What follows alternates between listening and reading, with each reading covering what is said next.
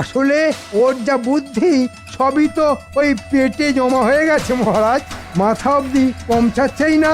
তাহলে বলছো গোপালের খাওয়া বন্ধ করতে হবে? করুন না মহারাজ, করুন, বেটাকে একেবারে না খাইয়ে মারুন। সে আপনি যা ভালো বুঝবেন তাই করুন, তবে সবাইকে ছেড়ে আপনি হঠাৎ আমার পেছনেই কেন আদা জল খেয়ে লাগলেন সেটাও বলুন। এই যে আমার জনপ্রিয়তা বাড়ানোর জন্য কিছু একটা উপায় বের করতে বলেছিলাম, তা পারলে কিছু করতে? ও, ব্যাপারটা তাহলে এই। গোপালও তো দেখছি হ্যাঁও করে না আর হুঁও করে না। আপনি তো জানেন মহারাজ, আমার কথা কম আর কাজ বেশি, তাই যা দেখানোর তা ওই কাজ করেই দেখিয়ে দেব। একেই বলে খালি কলসির আওয়াজ বেশি। তা আপনার কলসি যদি ভরা থাকে তাহলে আপনিই না হয় বাজিয়ে দেখান, আমরা শুনি।